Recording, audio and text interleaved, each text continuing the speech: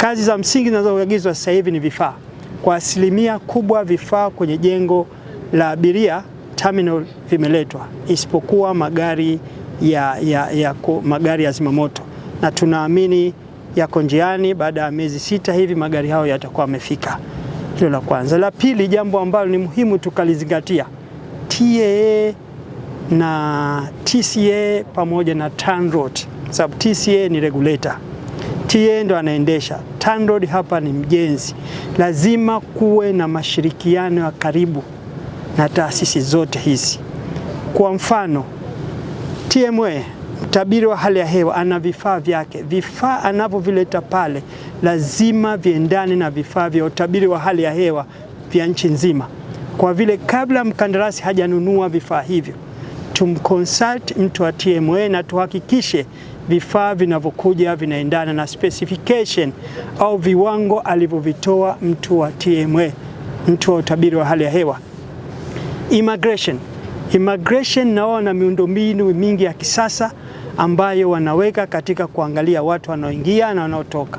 Lazima vifaa anavyotumia yeye viendane na vifaa vyetu. Kwa vile kabla mkandarasi hajanunua vifaa vyote, lazima consult watu wa uhamiaji kujua vinakuja vifaa ambao vinaendana na kazi yao na ambao vinaingiliana na vifaa mifumo mingine ya uhamiaji hapa nchini.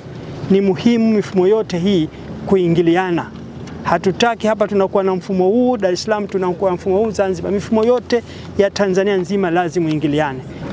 Na tunatamani litakapomalizika jengo la abiria hili mwezi wa 5, uwanja wa ndege huu uweze kufanya kazi kwa 100%.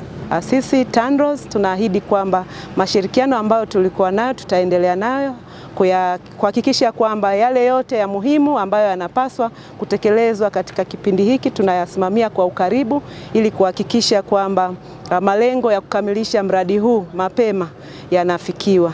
Lakini vile vile kuna mifumo ambayo imeagizwa na ambayo imefika. Tunaendelea kumsimamia mkandarasi kwa ukaribu, ikiwemo ufungaji wa lift kama tulivyoeleza katika taarifa yetu, tumeshazikamilisha.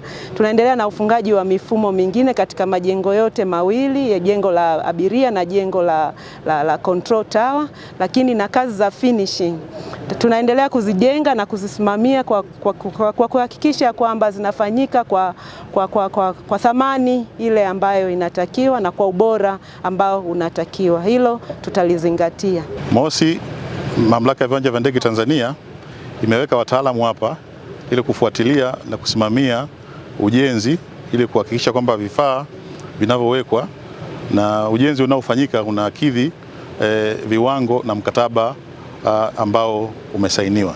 Tunaye mhandisi wa ujenzi, civil engineer, tunayo electrical engineer, tunaye vile ICT engineer, vile tunaye mechanical engineer, ambao wote wanahakikisha ujenzi unafanyika katika viwango ambavyo vinatakiwa, na wote wako hapa full time kushirikiana na TANROADS na consultant kusimamia ujenzi.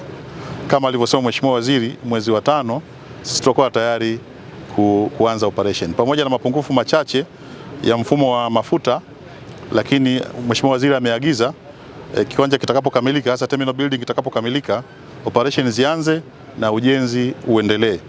Sisi tunahakikisha kwamba hiyo tutalisimamia. Tutakuwa na program za usalama kama tulivyofanya JNIA wakati wa ukarabati wa apron na kampuni ya Interbeton. Operations zinaendelea na ukarabati vile unaendelea.